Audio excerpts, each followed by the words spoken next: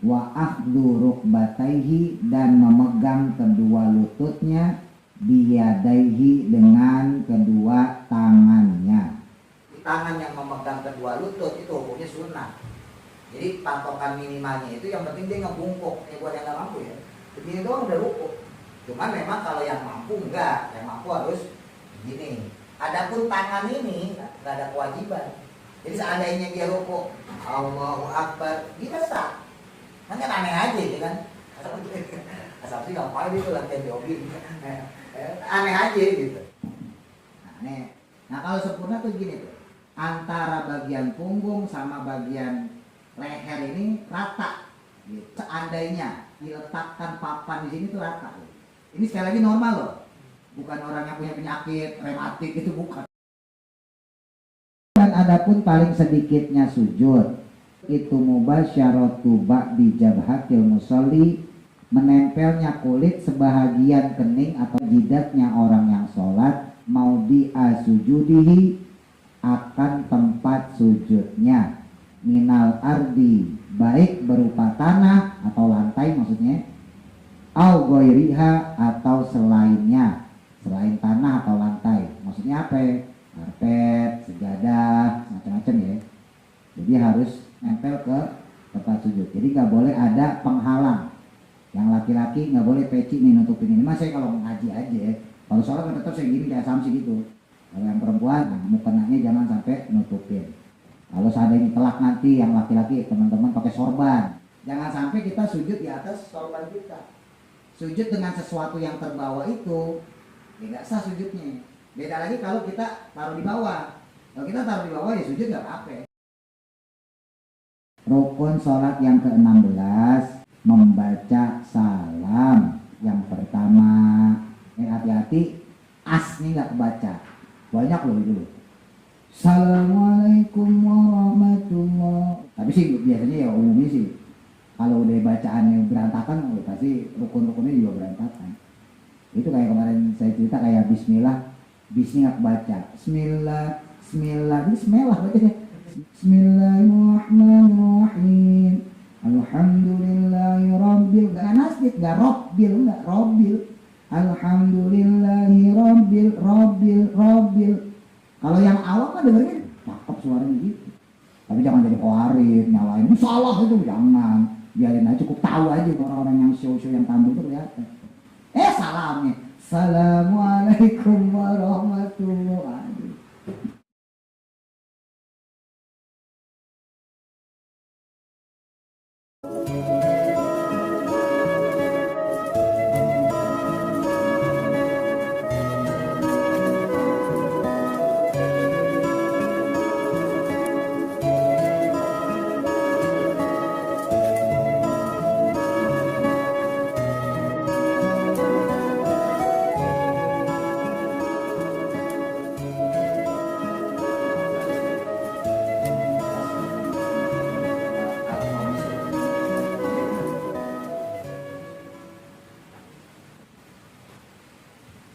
Bismillahirrahmanirrahim. Qala musannifur rahimahullahu ta'ala wa nafa'ana bihi wa bi barakati ulumihi fi dharain amin.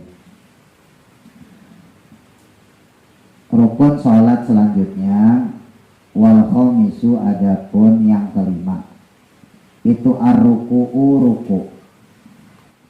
Rukun salat yang kelima adalah ruku'. Wa aqallu fardhihi, adapun paling sedikitnya fardunya ruku atau kewajibannya ruku, liko ini bagi orang yang berdiri, qadirin yang mampu, alar ruku'i, untuk ruku, muqtadilil khilqati, yang mana dia normal badannya, dalam artian bukan orang bungkuk ya. Kan ada orang misalnya kalau dia tua gitu kan bongkok, nah bukan. Maksudnya ini orang yang normal ketika dia berdiri. Ya kayak kita lah gampangnya. Salimi yadaihi, yang sehat kedua tangannya. Waruk batihi, dan kedua lututnya. Jadi normal tangannya, normal juga kedua lututnya. Jadi bukan yang tangannya mungkin sakit gitu ya, atau yang lututnya mungkin kena pengapuran, bukan. Nah khobarnya nih, jadi kan muktadanya tadi wa aqallu. Nah ini khobarnya di belakang jauh. Itu ayyan hania, dibaca ayyan hani boleh, yakni dimahzuf atau ditampakkan juga boleh. Ayyan hania, yakni membungkuk, bi ghairin khinasin, dengan tanpa membusungkan dada. Cukup dengan membungkuk tanpa membusungkan dada. Qadra bulughi rohataihi, sekira-kiranya sampai kedua telapak tangannya. Sampai kemana? Rukbataihi, akan kedua lututnya. Kalau aroda, yang seandainya dia mau, wad'ahuma, untuk meletakkan keduanya, maksudnya meletakkan kedua telapak tangannya, rujuknya ke rohataihi, alaihima, pada keduanya. Yang kedua itu ke lutut ya, rukbatun, rukbataihi, kedua lututnya. Jadi seandainya dia mau meletakkan kedua telapak tangannya pada kedua lututnya, gampangnya gitu. Fa'ilam yakdir, maka jika tidak mampu atau tidak bisa, ala hadzal ruku'i, atas cara ruku seperti ini. Andai kata ada orang kok nggak bisa membungkuk dengan cara ruku seperti ini, maka anhana atau inhana, wajib membungkuk maqdurahu, sesuai kadar kemampuannya atau semampunya. Yaudah, dia bisa rukunya model kayak gimana, nggak sampai penuh, nggak apa-apa. Wa au ma'adan, berisyarat atau memberi isyarat, bitorfihi, dengan kedipan mata. Ini kalau seandainya dia nggak mampu berdiri ya, dalam keadaan tidur. Kalau duduk masih bisa ya, kalau duduk masih bisa bungkuk, baik duduk yang biasa maupun duduk pakai bangku. Tapi kalau posisi dia tidur, maka kemampuannya hanya dengan mengedipkan mata. Itu tadi paling minimalnya ruku. Nah sekarang paling sempurnanya. Wa akmalu ruku'i, dan adapun paling sempurnanya ruku, itu taswiyatur raqi'i, yaitu meluruskannya orang yang ruku, zohrohu, akan punggungnya. Jadi punggungnya rata. Wa unuqahu, dan lehernya rata, punggungnya sama lehernya. Bihaisu, yang sekira-kiranya, yasironi, menjadi keduanya, maksudnya punggung dan lehernya tersebut yang rata tadi, seakan-akan kasofi hatin, seperti suatu papan, wahidatin, yang satu, maksudnya yang lurus. Wa nasbu saqaihi, dan menegakkan kedua betisnya, jadi nggak dibengkokin. Wa fakhidaihi, dan kedua pahanya, jadi nggak dimiringin. Wa akhdhu rukbataihi, dan memegang kedua lututnya, biyadaihi, dengan kedua tangannya. Nah, jadi ruku itu ada dua ya. Yang paling minimalis itu ya udah asal bungkuk doang semampu dia ya. Ada kan orang yang bongkok tuh ya, dia nggak bisa sampai kayak kita, mungkin nggak bisa ya, asal udah bongkok doang begini, yang sekira-kira tangannya bisa menyentuh lutut, ya udah sah. Itu kalau minimalis ya. Minimalis yang kedua, ya udah bongkok sekira-kira tangannya tanpa membusungkan dada, jadi nggak begini. Jadi begini, pandangan ingat ya ke arah sujud ya.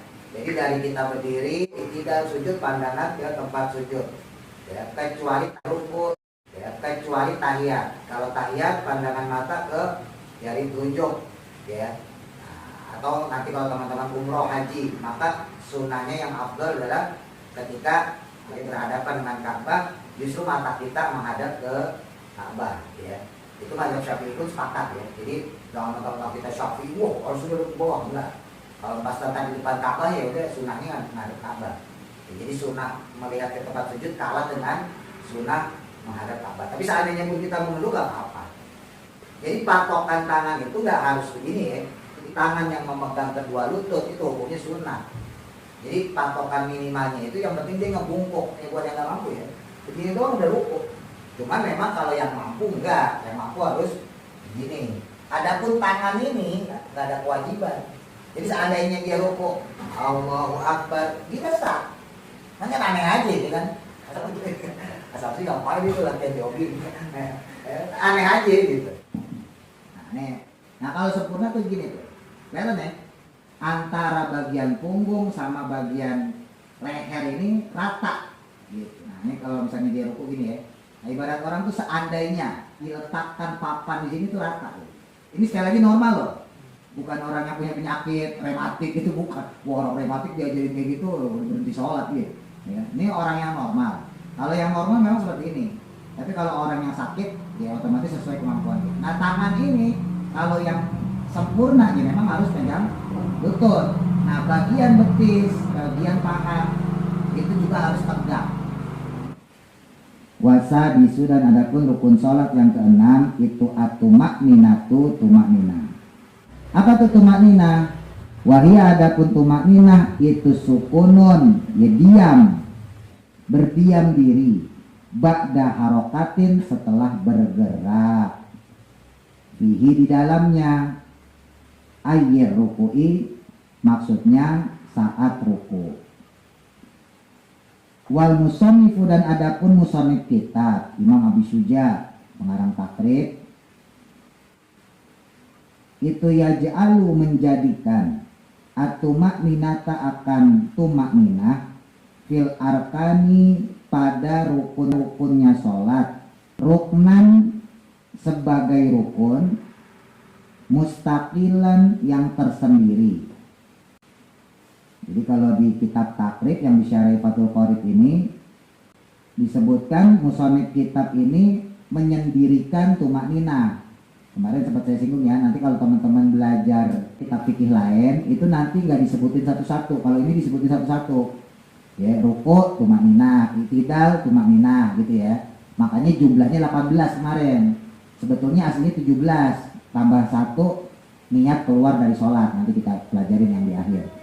Nah, kalau teman-teman belajar kitab fikih lain mungkin nggak sampai segitu, mungkin cuma 14 karena tumak ninanya digabung. Ya, misalnya yang selanjutnya rukun sholat yaitu rukuk wa tumak nina atau ma'al tumak nina. Jadi ruku dengan tumak nina, i'tidal dengan tumak nina. Makanya jumlahnya lebih sedikit. Paham ya? Nah, kalau di kitab Fathul Qorib ini dipisahin gitu. Wa masya dan memilih alaihi atasnya, maksudnya memilih pendapat tersebut. Siapa? An-Nawawi, Imam An-Nawawi fi tahqiqi dalam kitab beliau At-Tahqiq.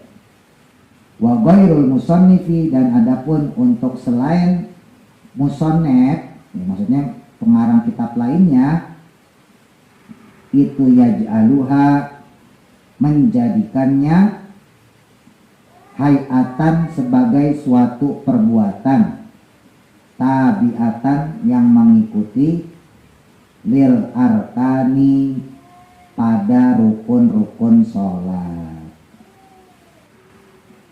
Kalau musannif lain ada yang menjadikannya satu ya dalam rukun sholat. Jadi ruku dan tumak nina, i'tidal dengan tumak nina. Dalam kitab Safinah itu disebutin tumak nina itu minimal sekira-kira ucapan subhanallah. Ya. Makanya kalau kita ruku jangan buru-buru angkat berdiri. Ya, posisikan seperti tadi disebutin dalam kitab Fathul Qorib. Yang namanya tumak nina sukunun ba'da harokat, diem setelah bergerak. Jadi seandainya kita ruku nih, Allahu Akbar, gatal nih, kita gatal ya, ini kan masih bergerak berarti. Jadi jangan buru-buru sami Allah, karena ketika kita sami Allah, nah ini belum selesai tadi, belum tumak nina. Rukunya udah dapat, tapi tumak ninanya belum. Paham gak sih? Nah jadi benar-benar harus diam, Allahu Akbar, ruku nih. Ya udah diam dulu, baru kalau misalnya jatuh ditaruh. Tapi kalau kita ruku Allahu Akbar sami, nah ini belum dapat tumannya, rukunya udah dapat tapi tumannya belum dapat, nggak sah sholatnya. Paham ya? Wasabi'u dan adapun rukun sholat yang ketujuh itu arrafu bangun atau bangkit minar ruku'i dari ruku. Untuk apa? Wal i'tidali untuk i'tidal. Qaiman dalam keadaan berdiri, alal hayati atas keadaan atau dengan seperti keadaan alatikana yang ada dia alaiha padanya. Maksudnya berdiri seperti ketika dia memulai sholat, qabla ruku'ihi sebelum ruku'nya, min qiyami qadirin berupa berdirinya bagi orang yang mampu, wa qu'udi ajizin dan duduknya bagi orang yang lemah atau yang tidak mampu, anil qiyami untuk berdiri. Nanti kalau sujud tetap sujud, tapi kalau yang pakai bangku jangan terlalu bungkuk banget karena nanti untuk sujud. Jadi rukunya cukup segini, sujudnya lebih rendah. Nah, berdirinya i'tidal itu harus sama persis dengan berdiri ketika dia memulai sholat. Jadi kalau emang seandainya dia bongkok, ya walaupun di i'tidal tetap harus berdiri juga. Harus diusahain seperti ketika dia berdiri. Wasaminu dan adapun rukun sholat yang ke-8 itu at-tumakninatu, tumakninah fihi di dalamnya, ayyil i'tidali maksudnya di dalam i'tidal atau saat i'tidal. Nah ini sama tadi ketika kita i'tidal, ya jangan buru-buru sujud, ya pastikan dulu bahwa kita sudah melaksanakan tumakninah. Jadi misalnya gini, ya ini kesalahan orang banyak nih, saya merhatiin ya kan. Jadi ketika dia i'tidal nih, sami Allahu liman hamidah, tangan masih gini, Allah. Jadi i'tidalnya belum selesai, i'tidal belum selesai, tumakninah nggak dapat. Ya, ini kesalahan orang banyak. Atau tadi gampang itu garuk aja. Sami Allahu liman hamidah, i'tidal dapat, tapi dia garuk. Nah berarti belum tumakninah. Dapat i'tidal tapi nggak dapat tumakninah. Langsung Allah. Ini sekali lagi normal loh, bukan dalam keadaan tidak normal. Kecuali orangnya memang punya penyakit gatal, betul-betul kaku, itu lain lagi ceritanya. Ini mah yang normal. Ya. Ketika i'tidal hati-hati. Sami Allahu liman hamidah. Benerin dulu. Posisi kita udah pas, baru Allahu Akbar. Gitu. Ya. Nah kalau Imam Ar-Romli yang kita pakai tuh i'tidal sami Allahu liman hamidah, tangan ada di samping. Ya. Kalau Imam An-Nawawi sami Allahu liman hamidah, tangan disedekepin. Imam An-Nawawi, Imam Ar-Romli itu juga mazhab kita, mazhab Syafi'i. Watasi'u dan adapun rukun sholat yang ke-9 itu as-sujudu sujud marotaini 2 kali. Fi kulli rokaatin pada setiap rokaat sholat. Setiap rokaat sholat sujudnya 2 kali. Kok sujud cuma sekali? Ya harus bangkit lagi, berarti kurang rokaatnya. Tinggal nanti sujud sahwi. Apa ya bacaannya dah? Misalnya apa bacaannya? Nah, berarti sering sujud sahwi. Kok terlampau berarti sering sering lupa ya. Ini nggak apa-apa ya. Jadi kalau orang apal tuh kemungkinannya 2 ya kan? Emang cerdas atau emang sering lupa jadi kepake. Gitu. Jadi kalau misalnya kita kurang sujudnya, ya duduk lagi nggak boleh, hati-hati ya. Udah terusin aja rokaatnya selesai harusnya salam, kita bangkit lagi. Ya, nanti tinggal ditambahin sujud sahwi. Sebelum salam sujud 1 kali, subhanalladzi la yanamu wa la yasfu. Duduk di antara 2 sujud, nggak usah baca apa-apa atau mau baca seperti biasa. Rifirli warhamni wajibuni warfani wajibni wajibni warfinaun itu nggak apa-apa, terus sujud lagi. Yang penting sujudnya itu baca subhanalladzi la yanamu wa la yasfu. Nggak hafal ya subhanallah biar alam lebih hati. Yang nggak hafal ya gampang itu dari subhanallah gitu aja itu sujud. Yang penting sujudnya itu. Wa qaluhu dan adapun paling sedikitnya sujud itu mubasyaratu ba'di jabhatil musalli, menempelnya kulit sebahagian kening atau sebahagian jidatnya orang yang sholat. Nempel kemana? Maudhi'a sujudihi, akan tempat sujudnya. Berupa apa? Minal ardi, baik berupa tanah atau lantai maksudnya, au ghairiha atau selainnya, selain tanah atau lantai. Maksudnya apa ya? Karpet, sejadah, alas, macam-macam ya. Jadi harus nempel. Paling sedikitnya itu tuh, tuk nempel. Ya. Sebagian dari jidat kita, kening kita nempel ke tempat sujud. Jadi nggak boleh ada penghalang. Yang laki-laki nggak boleh peci nih nutupin ini. Mas saya kalau ngaji aja ya. Kalau sholat tetap saya gini kayak Samsi gitu. Saya malu aja kalau ngaji gini, saya jidatnya jenong. Ya, saya tutupin gini dah. Ya. Kalau sholat enggak saya gini. Kalau yang perempuan kayak Mbak Dewi gitu, nah mukenanya jangan sampai nutupin. Hati-hati bagian atas ini ya. Kalau seandainya kelak nanti yang laki-laki teman-teman pakai sorban, nah hati-hati tuh.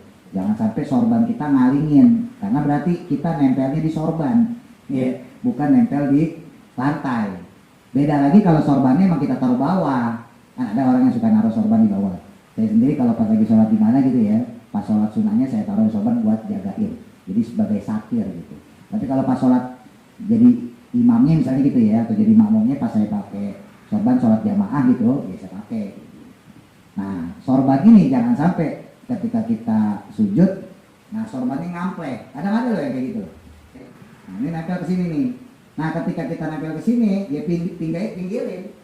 Jangan sampai kita sujud di atas sorban kita. Sujud dengan sesuatu yang terbawa itu, ya nggak sah sujudnya. Beda lagi kalau kita taruh di bawah. Kalau kita taruh di bawah ya sujud nggak apa-apa, kan nggak terbawa. Ya. Yang nggak boleh itu kalau terbawa. Itu paling sedikit-dikitnya ya udah nempel doang, nempel. Nah, itu sah tuh. Ya. Tapi wa akmaluhu, adapun yang paling sempurnanya. Paling sempurnanya sujud itu ayu kabiro, yakni mengucap takbir lihuwiyihi, karena turun li sujudi untuk sujud. Takbirnya itu bila raf'i yadaihi, dengan tanpa mengangkat kedua tangannya. Jadi angkat tangan juga ada tempat-tempatnya, nanti kita pelajari di sunnah hayat sama abaatnya. Ya, di antaranya yaitu ketika kita mau ruku, mau itidal, ya, mau ruku sunnah angkat tangan. Selain takbir ya, sunnah angkat tangan, itidal sunnah angkat tangan. Untuk sujud jangan. Ya, jadi ada tempat-tempatnya. Lalu kemudian bangkit setelah tahiyat awal, itu juga angkat tangan. Kalau bangkit setelah rakaat kedua nggak ada kesunahan angkat tangan. Jadi bangkit setelah tasyahud awal. Nanti kita pelajarin lah. Jadi intinya ada tempat-tempatnya untuk angkat tangan. Tapi kalau untuk takbir sendiri, takbir intikal itu di setiap pergantian rukun sholat sunnah. Cuman ada yang muakkad, ada yang enggak. Ya, jadi ada yang dikuatkan, ada yang enggak. Nah, di antara yang dikuatkan yaitu takbir intikal ketika sujud. Jadi kalau teman-teman ruku nggak baca Allahu Akbar sah, itu kan takbir intikal. Yang wajib mah takbiratul ihram, Allahu Akbar. Nah, itu ketika kita berdiri memulai sholat, nah itu wajib. Tapi takbir intikal, takbir perpindahan itu hukumnya sunnah. Nah, tapi ada yang sunnah muakkad, ada yang sunnah ghairu muakkad. Yang sunnah muakkad diantaranya itu ketika kita mau sujud, takbir dulu Allahu Akbar. Lalu kemudian pengen sempurna lagi, wayadou, lalu meletakkan rukbataihi, akan kedua lututnya. Jadi kalau mau sujud letakkan kedua lutut dulu, ya. Summa yadaihi, baru kemudian dua tangannya. Jadi jangan tangan dulu, dengkul dulu, baru kemudian tangan, baru kemudian summa jabhatuhu, lalu keningnya atau jidatnya.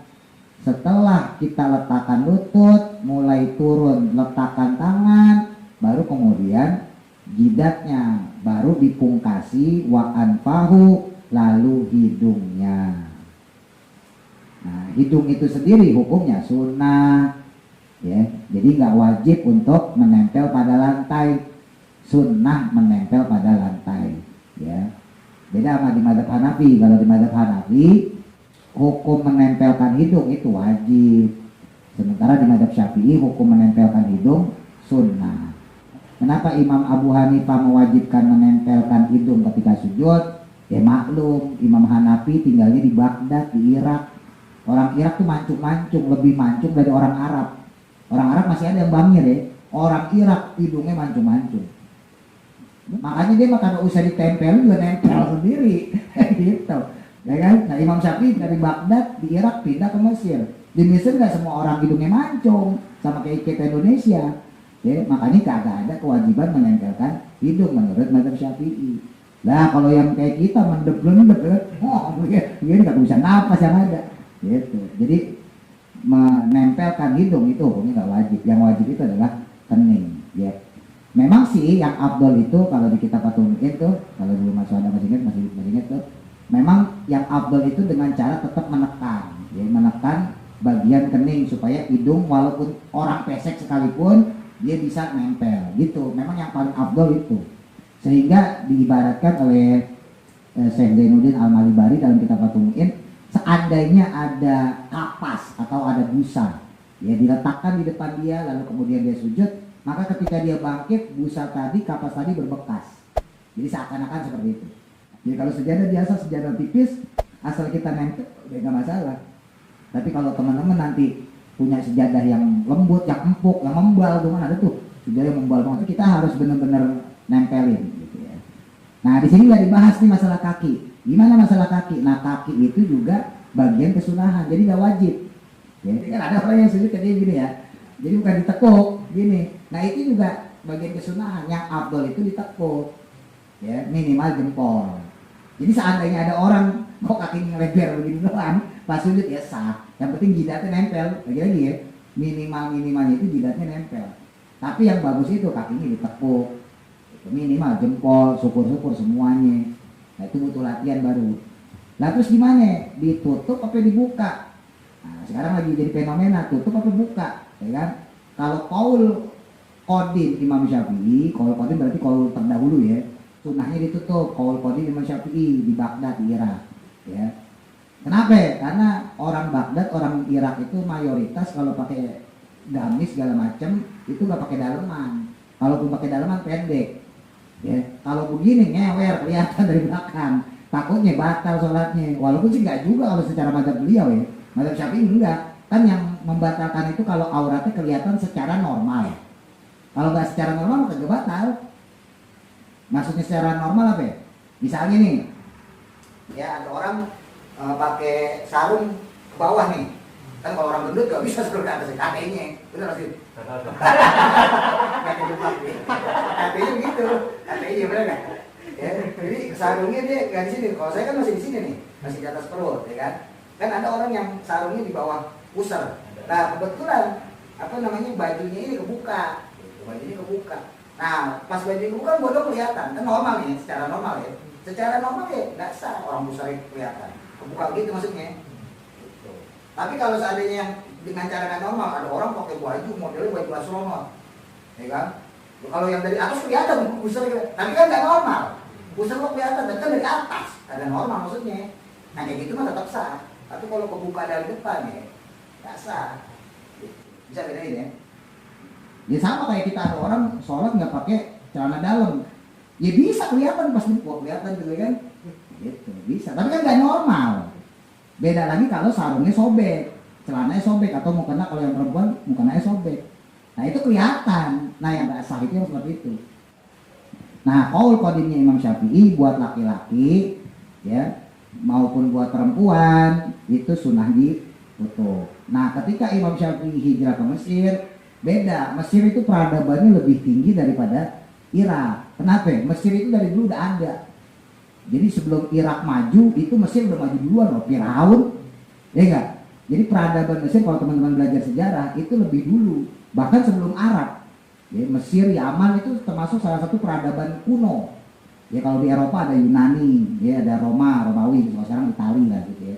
Kalau di Jazirah Arab ya ada Mesir, ya ada Yaman, gitu. Jadi orang Mesir itu karena peradabannya lebih tinggi dia udah biasa pakai daleman. Makanya di situ Imam Syafi'i punya qaul jadid disebutnya ya.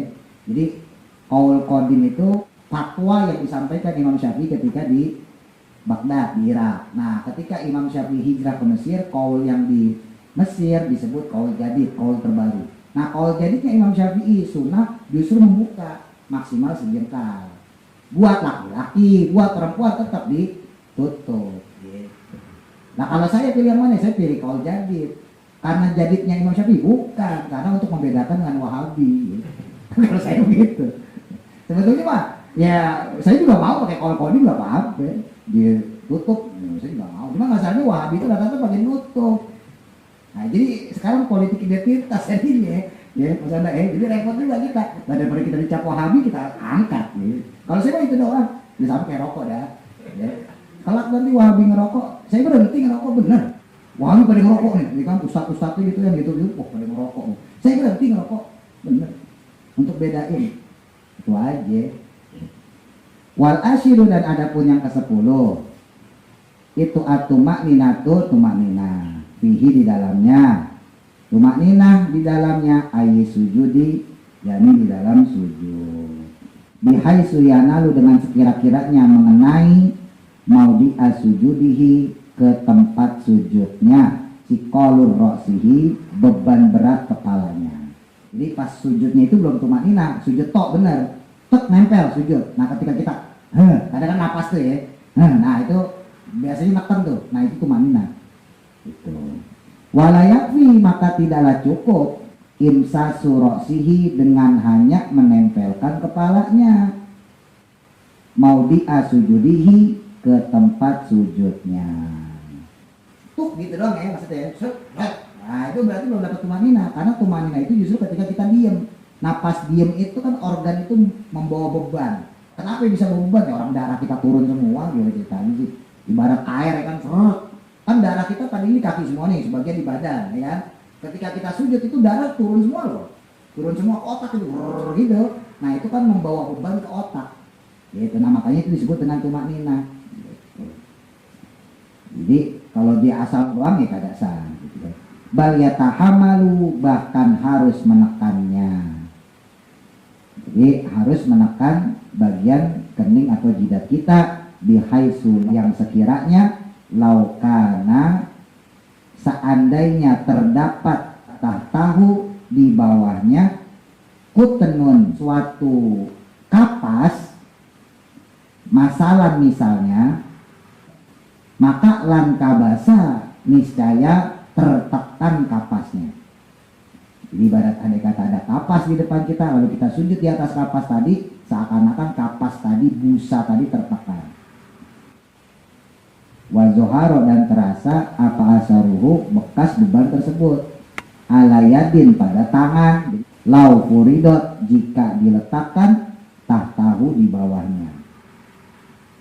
Jadi andai kata ada tangan kok diletakkan di bawah jidat kita yang lagi sujud, itu tangan berasa banget, gampangnya gitu. Jadi berarti bukan cuma nempel lah intinya gitu ya. Wal hadiyah asyara, adapun rukun sholat yang ke-11 itu al-julusu duduk baina sajdataini di antara dua sujud. Fi kulli rakaatin pada setiap rakaat. Sawaun baik halnya sholat dia qaiman dengan berdiri au muttajian atau dengan tidur miring. Tentunya kalau orang yang berbaring dilakukan sesuai kemampuan dia ya, dengan isyarat. Wa qalu dan adapun paling sedikitnya duduk di antara dua sujud itu sukunun diam ba'da harokati a'dha'ihi setelah bergeraknya anggota badannya. Dalam kata lain tumakninah, karena orang biasanya habis sujud itu capek, makanya pasti ketika dia duduk dengan sendirinya agak lama gitu. Idealnya gitu ya, kalau orang normal ya, orang normal tuh kalau sujud tuh bener loh.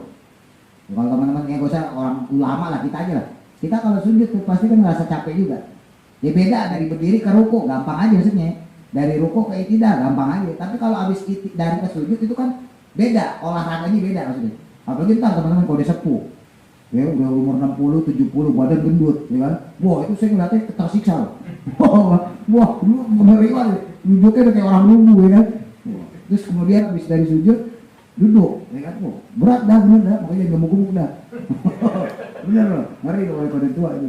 Itu habis sujud terus duduk, itu pasti istirahat. Karena dengan sendirinya otomatis nahan dulu. Ya, udah ngap soalnya badannya udah habis ketahan perutnya. Ya enggak.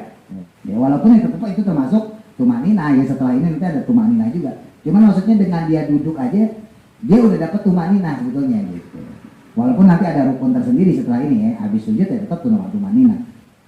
Wa akmaluhu, dan adapun sempurnanya dia duduk di antara dua sujud itu aziyadatu, menambahi, maksudnya menambahi durasi sujudnya ala dalika, pada saat tersebut, pada saat sujudnya bidu'ai, dengan bacaan doa al-waridi, yang warid itu teriwayatkan fihi, di dalamnya. Ya udah yang biasa kita baca, Rabbil firli warhamni wajburni warfa'ni warzuqni wahdini wa'afini wa'fu anni. Dan biasakan baca-baca kayak gitu tuh yang benar ya, teman-teman yang ngaji khususnya gitu. Kalau orang yang kagak ngaji itu karuan aja, Rabbil firli warhamni wajburni gitu ya. Kadang juga sujud ya, subhanallah. Coba baca yang benar, nikmatin sholat. Itu kan panjang semua tuh, ninya nih mutakalim. Jangan lupa tuh Rabbil firli, itu ada yang mutakalim ya. Menunjukkan kita Rabbil firli, ya Allah berilah ampunan li kepadaku. Rabbil firli warhamni, warham, ya Allah berilah rahmat ni kepadaku. Wajburni gitu ya, warfa'ni warzuqni. Jadi ninya itu mutakalim, jadi dipanjangin ya. Falau lam yajlis, adapun jika dia tidak duduk, baina sajdataini, di antara dua sujudnya, bal soro, atau bahkan dalam keadaan soro itu menjadi ilal julusi, kepada duduk, akroba, yang hanya mendekati, maka lam yasiha, tidak sahlah dia, maksudnya sholatnya tidak sah. Jadi dia belum sempurna duduknya, kan ada orang yang baru begini doang langsung sujud lagi gitu ya. Nah itu nggak sah. Kenapa? Ya karena belum sempurna duduknya gitu. Belum diam sebentar gitu. Jadi kalau ada orang set ya udah berarti nggak sah duduknya itu. Wasaniya asyara, dan adapun yang ke-12 rukunnya sholat itu atumakninatu, tumakninah bihi, di dalamnya. Ayil julusi, maksudnya yaitu di dalam duduk baina sajdataini, di antara dua sujud. Wasawi syara, dan adapun rukun salat yang ke-13 itu al-julusul akhiri, duduk tasyahud akhir atau duduk tahiyat akhir, sama aja ya. Ayil ladhi yakibuhu, maksudnya yang mengiringi setelahnya apa assalamu, salam. Warabi asyara, dan adapun yang ke-14-nya itu at-tasyahudu, membaca tasyahud fihi, di dalamnya. Ayil julusil akhiri, maksudnya pada saat duduk tasyahud akhir atau tahiyat akhir. Jadi duduknya itu rukun, baca tasyahudnya rukun. Duduk kagak baca tasyahud kagak sah. Baca tasyahud kagak duduk, PA. Orang belum duduk udah baca tasyahud ya. Duduk kok diam aja, ngomong aja. Imam udah keburu salam, assalam. Wah kita harus baca. Maka apa orang pada salam kita baca at-tahiyat, nggak apa-apa. Kan kita telat, ya kan? Perlu sujud sawi nggak usah, kita cuma ketinggalan doang aja. Gitu. Wa aqallu tasyahudi, dan adapun paling sedikitnya tasyahud. Nah, ini yang versi Muhammadiyah nih, at-tahiyatu lillah. Nah, paling sedikit-dikitnya. Kalau Muhammadiyah kan dibalik ya Mas Andai. At-tahiyatu lillah mubarakatuh sholawatut thayyibah. Jadi paling sedikit-dikitnya yaitu at-tahiyatu lillah, salamun alaika ayuhan nabiyyu wa rahmatullahi wa barakatuh, salamun alaina wa ala ibadillahi sholihin, asyhadu alla ilaha illallah wa asyhadu anna muhammadar rasulullah. Jadi mubarakatuh sholawatut thayyibat, nah itu sunnah ya. Assalamu alaika ayuhan nabi wajib, assalamu alainanya wajib ya, asyhadu alanya wajib gitu. Jadi at-tahiyatul, nah itu wajib, mubarakatuh sholawatut thayyibat sunnah. Jadi yang wajib at-tahiyatu sama lillahnya itu ya. Kalau mau cepet nggak apa-apa buat tarawih, at-tahiyatu lillah, salamun alaika. Tapi kalau yang biasa malah ribet ya. Apaan tadi ya? Lama ya. Kalau lama ya tuh biasa katanya keluar gitu. Nah ini saya artiin ya. At-tahiyatu adapun segala kehormatan itu lillahi milik Allah. Salamun kalau yang lengkap pakai alif lam. Assalamu alaika. Salamun salam sejahtera. Alaika semoga tetap pada engkau. Semoga tetap padamu ayuhan nabi wahai nabi. Maksudnya Nabi Muhammad SAW karena ada alif lam. Makanya salamunnya boleh nggak pakai alif lam, tapi nabinya wajib pakai alif lam. Jadi kalau kita baca salamun alaika boleh atau assalamu alaika boleh juga.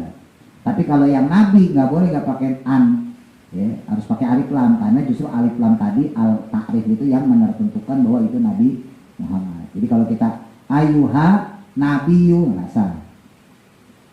Ayuhan nabi wahai Nabi Muhammad SAW warahmatullahi dan juga rahmatnya Allah.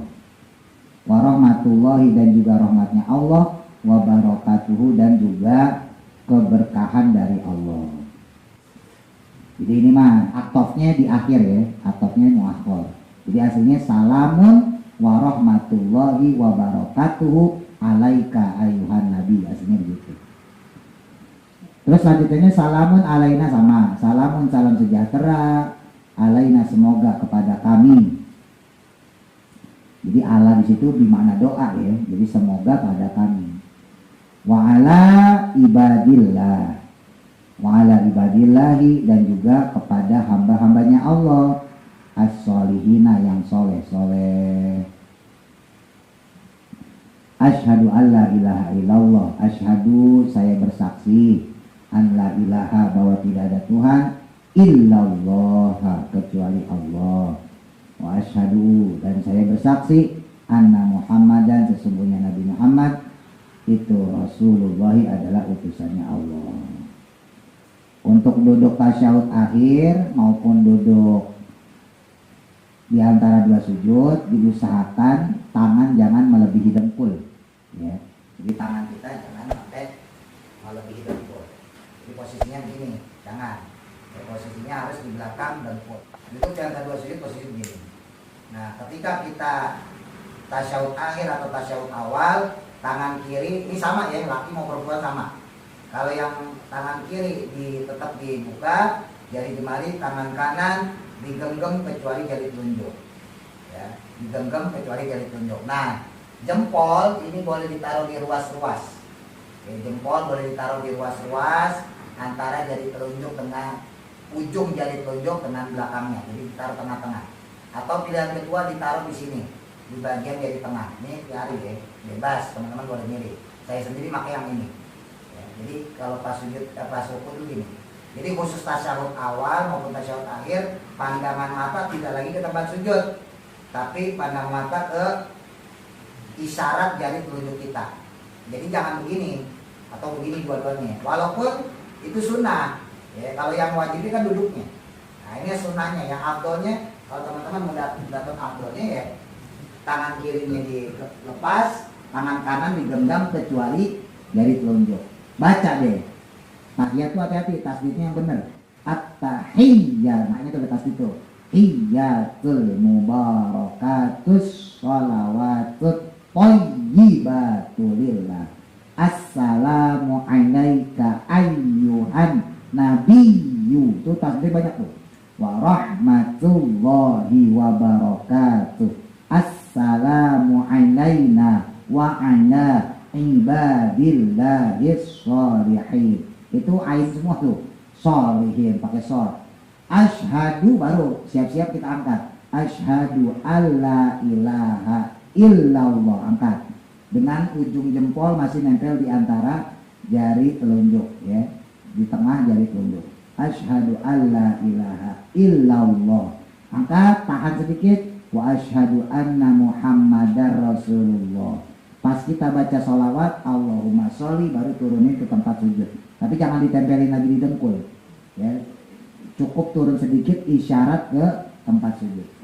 Allahumma sholli ala sayyidina. Kalau yang pakai sayyidina Muhammad wa ala ali sayyidina Muhammad itu ya. Kama sholaita dan seterusnya. fil alamina innaka hamidum majid. Taruh ya, letakkan jari telunjuk di ujung dengkul kita, lalu kemudian lepas, baru kemudian assalamualaikum dengan pandangan ke bahu, gitu ya. Jadi tasyahudnya juga yang sempurna, jangan asal-asalan, jangan kayak anak bocah ya wajib saya belum barokatuh sholawat kita baca asal itu anak bocah, masa kita masih kayak bocah aja, jangan, itu yang benar. Jadi tasyahud ya, itu kan bagian rukun qauli, jadi ingat-ingat ada rukun fi'li, ada rukun qauli. Rukun fi'li itu rukun perbuatan, rukun qauli itu rukun ucapan. Nah, jadi harus baca dengan benar. Wal khamis asyara, dan adapun rukun salat yang ke-15 itu as-salatu, membaca sholawat ala nabiyyi, kepada Nabi Muhammad sallallahu alaihi wasallam, fihi, di dalamnya, ayil julusil akhiri, yaitu pada saat duduk tahiyat akhir atau tasyahud akhir, ba'dal farogi, setelah selesainya, minat tasyahudi, dari membaca tasyahud. Jadi nggak boleh sholawat itu dibaca di awal ya. Misalnya kita baca di awal nih, Allahumma sholli ala, belum tasyahud, at-tahiyatu, dia harus ulang lagi sholawatnya. Jangan mentang-mentang tadi kan udah baca ya kan, jadi langsung fil alaminan, nggak bisa ya, jadi harus diulang lagi. Kalau yang kayak gitu sujud sahwi, orang lupa, berarti kan menambah jumlah rukun qauli dalam sholat ya, nggak batal tapi harus sujud sahwi gitu. Kecuali disengaja ya, kalau disengaja batal sholatnya, kalau nggak disengaja nggak apa-apa. Terusin, kita ulangin lagi sholawatnya sampai fil alamina innaka hamidum majid.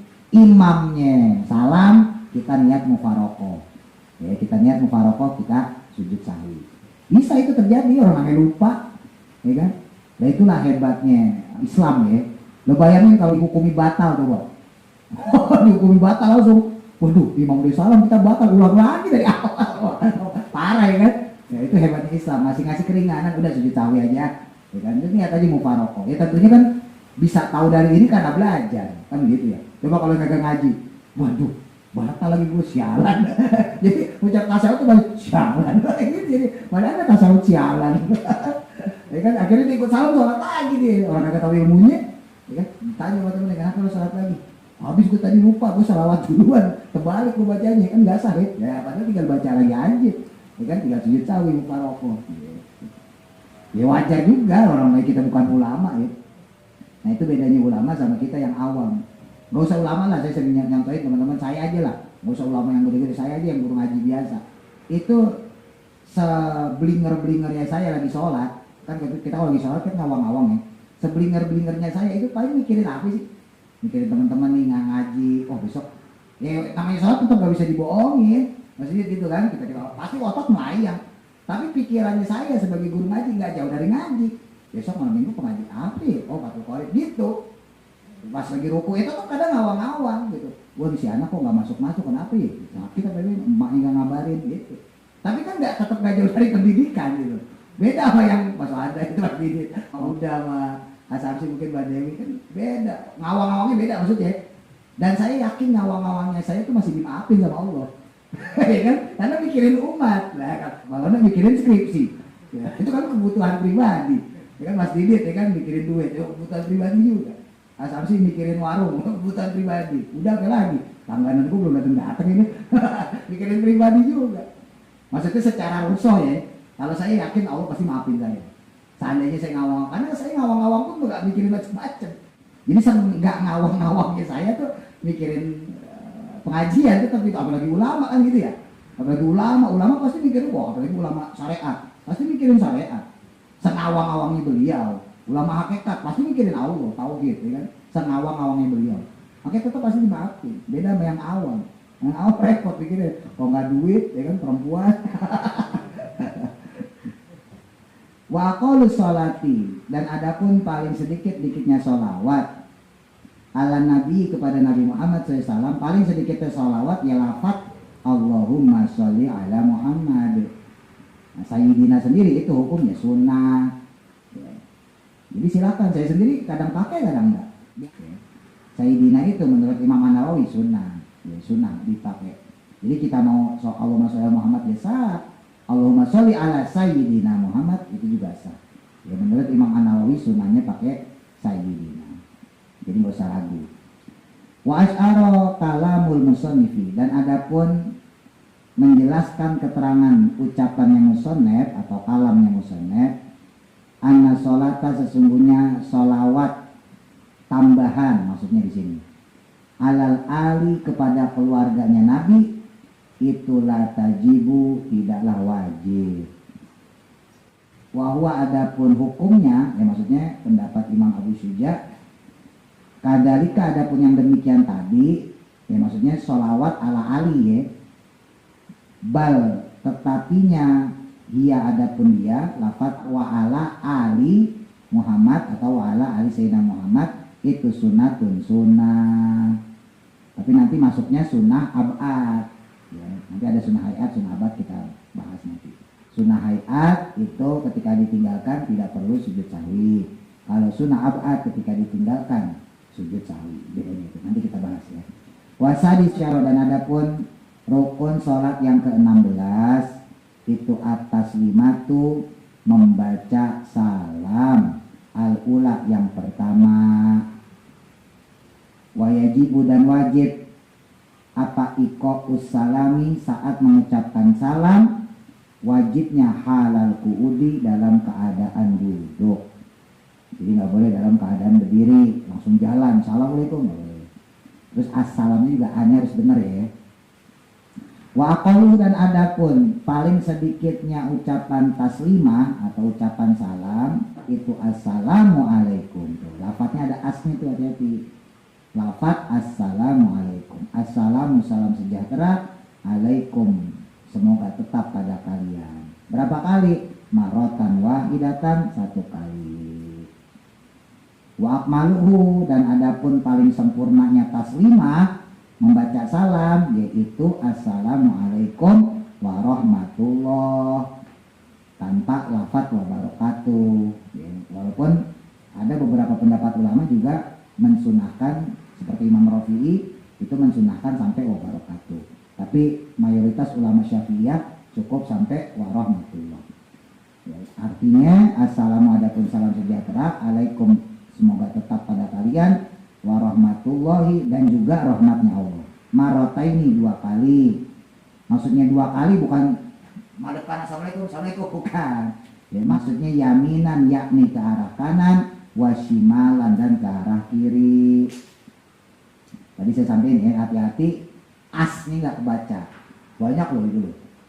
Assalamualaikum warahmatullah, wah itu fatal banget tuh. Salam, saya kalau habis itu langsung mufaroko, saya kalau denger imam kayak gitu. Mufaroko itu detik terakhir ya kan, malah assalamualaikum. Waduh, ya umumnya sih kalau udah bacaannya berantakan, udah pasti rukun-rukunnya juga berantakan. Itu kayak kemarin saya cerita, kayak bismillah, bismillah baca bismillah, bismillah, ini bismillah bacanya, bismillahirrahmanirrahim, banyak loh. Tapi jangan jadi khawarid, nyalain itu salah, itu jangan, biarin aja, cukup tahu aja deh, oh keindahannya cuma segitu. Banyak loh, kalau teman-teman makin pintar tuh makin kelihatan, orang-orang yang show-show yang tampil tuh kelihatan. Bismillahirrahmanirrahim, alhamdulillahirabbil, gak nasdid, gak robbil, gak robbil. Alhamdulillahi rabbil. Kalau yang awam kan dengernya cakep suaranya gitu. Padahal robbil, dia baca robbil kan ada tasbihnya. Harusnya alhamdulillahi rabbil alamin, alhamdulillahi rabbil alamin. Banyak kan orang bacanya alhamdulillahi rabbil. Itu belum nasdid loh. Rabbil, emang nasdid itu? Belum. Rabbillah, walad boleh juga lagi, walad itu do kan gembung tuh, walad bol, jadi do-nya berat, gembung ditahan, ditasdid, walad bolid, itu banyak yang gembungnya doang. Wairil maghdubi alaihim walad, emang gembungnya bener tapi belum tasdid. Wairil maghdubi alaihim walad, padahal belum tasdid. Salamnya assalamualaikum warahmatullahi wabarakatuh. Ini mau dimaki-maki deh tua ya. Repot kan. Emang kalau masalah kesolehan saya juga ngeri.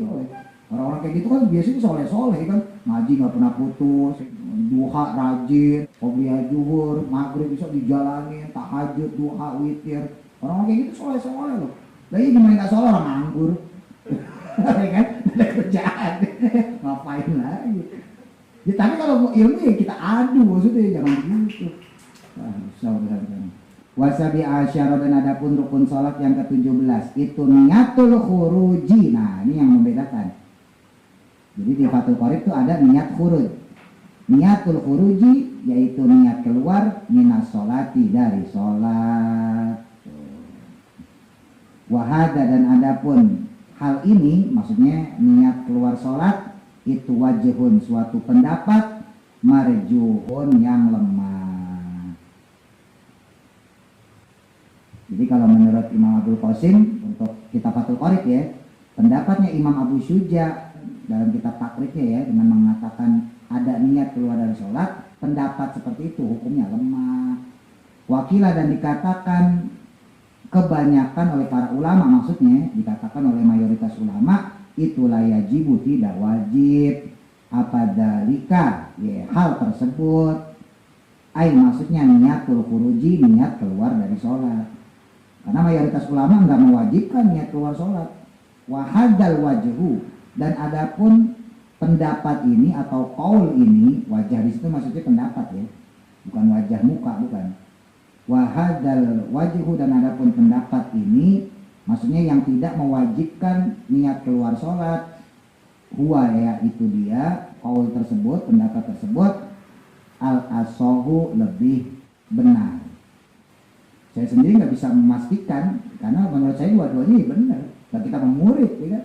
Murid mah manut aja, jangan nyoba-nyoba lain. Cuma kan ulama, ya hati-hati. Kalau kita main ikuti Fathul Qorib aja lah, kan yang mengikuti takrib juga banyak juga.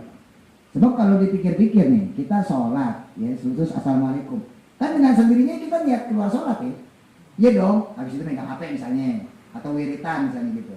Itu kan dengan kita assalamualaikum aja, ya, secara langsung otomatis sudah keluar sholat.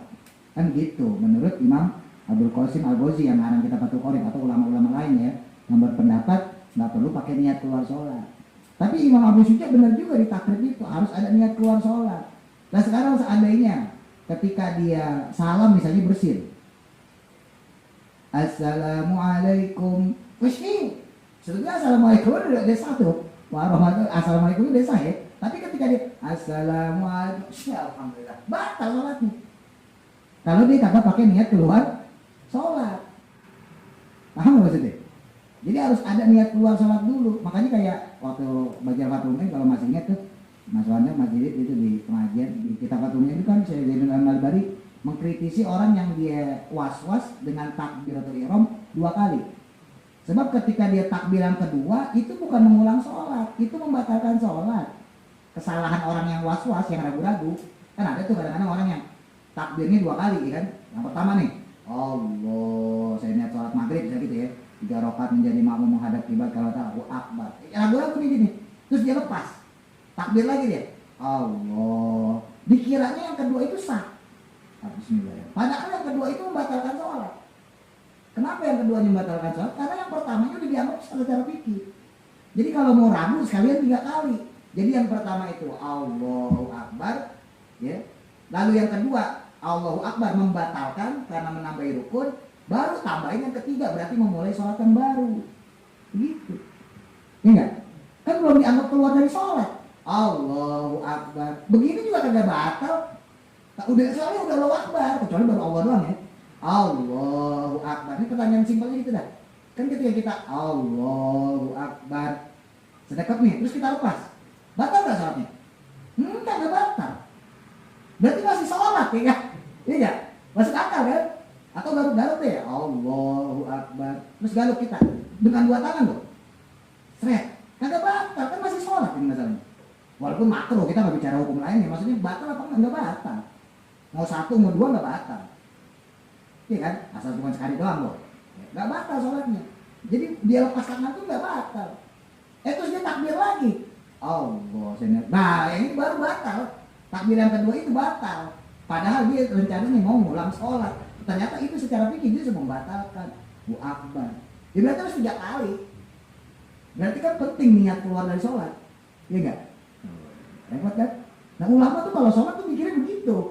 Itu gak usah ulama, kira-kira saya aja lah. Saya tuh kalau sholat, jadi sholat nih batal atau enggak gitu kalau saya. Jadi ke bawah sholatnya kadang-kadang yang kayak gini-gini gitu. Gitu dah, bukan langganan doang dah. Kadang-kadang mikir, wah langganan doang gak datang-datang, lama kan di sore. Enggak, mikirnya begini. Jadi hukumnya gimana gitu. Lahir ya, wasamina asyara. Pokoknya ingat-ingat 11, 12, 13 tuh sampai 19 ya, itu mabni mansub ya, mabni nasab, di nasab terus.